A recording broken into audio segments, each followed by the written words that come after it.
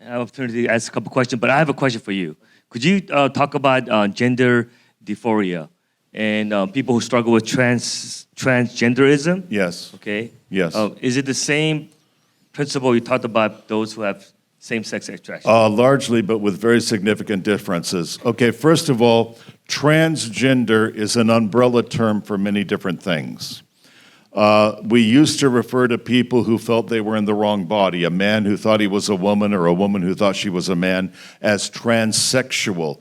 Transgender now includes like drag queens who don't think they're in the wrong body, they just dress up like the opposite sex, or transvestites who like to wear articles of clothing from the opposite sex, or transsexuals. So for the sake of discussion, we'll just limit it to transsexualism. If somebody thinks they are in the wrong body, just like I was saying about gays and lesbians, this is where it's similar. Let's not minimize how serious that must be. Now think about the torment of that. A guy really feels like he's a female, and he's always felt, as long as he can remember, he's felt that. And he feels it so strongly, he is willing to go out and have his body butchered and get implants and pump himself full of drugs and go through all the hassle of living as the opposite sex and all the medical procedures and so forth. He must really feel this deeply. Let's not negate that. But now I am going to sound like one of the jerks I warned against. And I don't mean to, but let's just be silly for a minute. Suppose I said, you know what? I have always felt like I'm Napoleon Bonaparte, always. And I felt that way since I was a boy, and I can't stop feeling that way, so you know what? I'm going to have my legs shortened, I'm going to cut off part of them, and I'm going to put on his outfit, and I'm going to dress like this, and from now on, I want you to call me Napoleon. What would you do? You would say, I hope, Joe, I'm really sorry you feel that way, but you're not Napoleon Bonaparte. You cannot be Napoleon Bonaparte. You cannot be something you are not. Therefore, I cannot call you by that name. Let's work on the feeling you have, because that's the problem. What you are is not the problem. What you feel is the problem. This is my biggest objection to the transgender movement. If people feel they are in the wrong body, I have nothing but compassion for that. That must be agonizing, but it doesn't mean they are in the wrong body. In fact, if I may, I have to point out the hypocrisy of all of this. On the one hand, as I was arguing earlier, the modern LGBTQ movement is saying, if you're born gay, you have to be gay. That's what you are. You're born that way, that's what you are. Then it turns right around and says, if you're born male, you don't have to be. If you say you're female, that's it, you're female. Well, that's a huge contradiction right there. But the reality is, if somebody feels they are in the wrong body, the problem is with their feeling. And therefore, I believe we've basically gone nuts. I think our culture has gone crazy on this issue. And I think that we are being asked to go crazy along with the culture, and I don't believe we can. However, we can be compassionate. We can point out, I'm sorry you feel that way, but I cannot in good conscience say I believe you are a woman if in fact you were born biologically male, nor do I believe you can be something else. One more quick point I want to make on that, because I don't want to belabor this. There is a very serious theological implication to this, a very serious one. I believe that the modern movement we're seeing is a movement which usurps divine authority, and there is something very cultic in that, because this movement is basically saying, I have the entitled power to speak into existence what is not. I was born a man, but I say I'm a woman, and if I say it, it is true. Only God has the prerogative to speak into existence what is not. No human is given that prerogative. So this is man usurping God's authority. And how did the usurping of God's authority begin? With Lucifer. There is something ultimately satanic in that basic I will.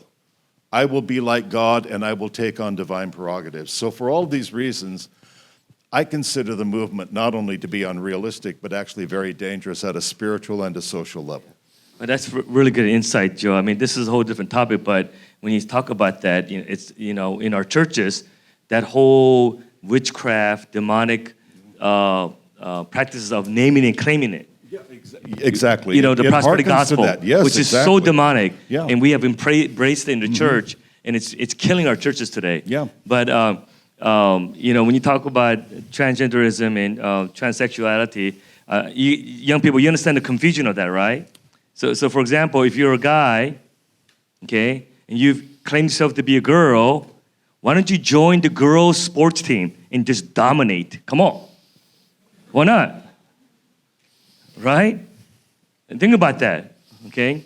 So there's a lot of confusion of it, but obviously that whole gender dysphoria used to be for years at the DSM, yes. was considered mental illness. Yeah. Because they were delusional, right? But today, because of political correctness and the gay agenda, it has now become mainstream and accepted and celebrated for mental illness, which is.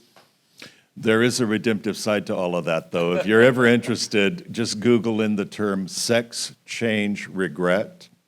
Sex change regret. There's a website of Christian people who actually went through that whole process, and then God interrupted their lives and called them back to the gender they were born with, and they are living it out now as Christians. And that's amazing when you consider the hoops they have had to jump through to come back into the sex that they were created to be. That's no small thing, but there they are, and they're some of the bravest people I know. It's a wonderful, really some wonderful testimonies there. Thanks, Joe. Okay, we're gonna take a couple more questions. Anybody have any questions? Yeah. Come on down.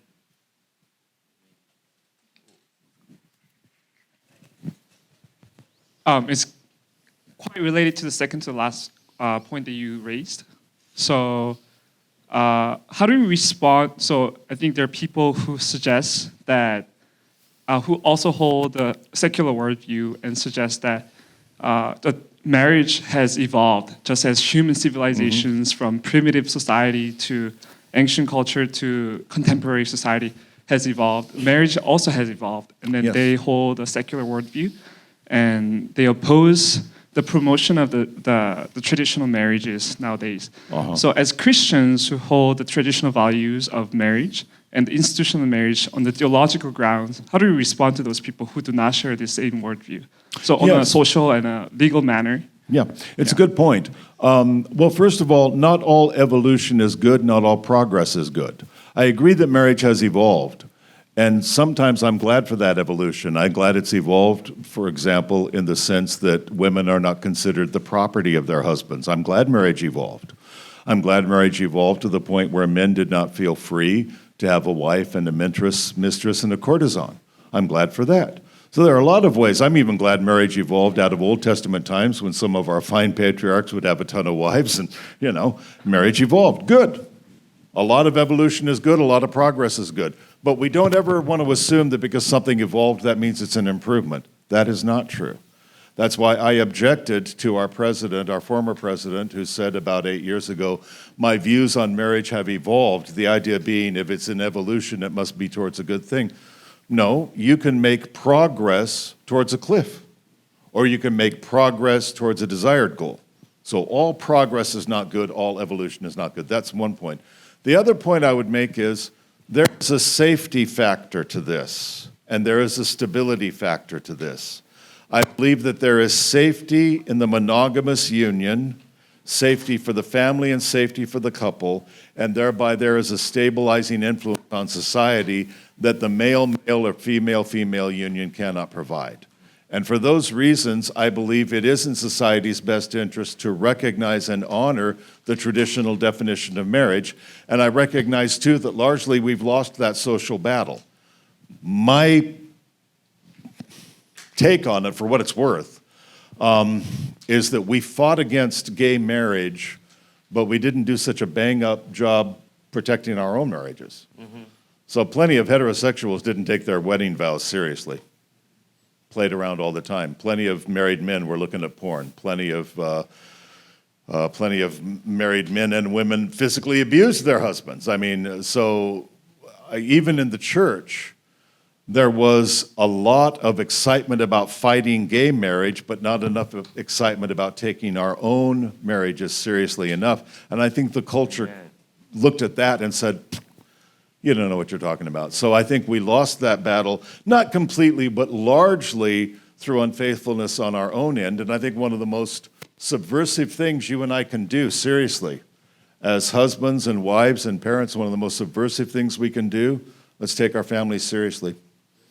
Take monogamy seriously, take love seriously, take cherishing our children seriously.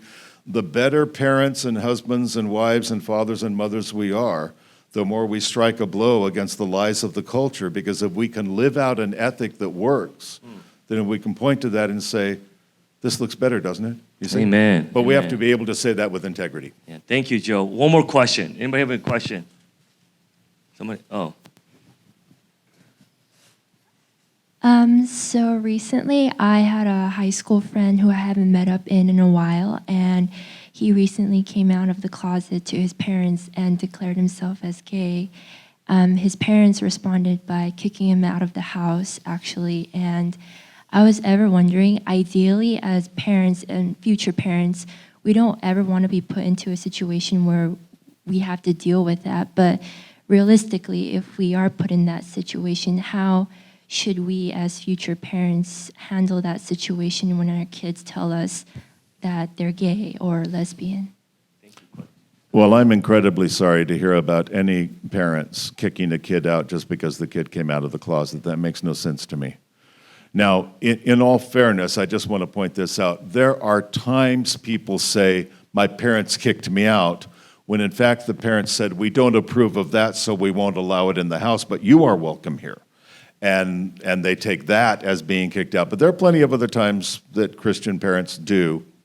I can't fathom it, but they do say, if you're gay, you're out, which cannot be the right response. It simply cannot. I believe as Christian parents, you do need to maintain the standards and authority in your home.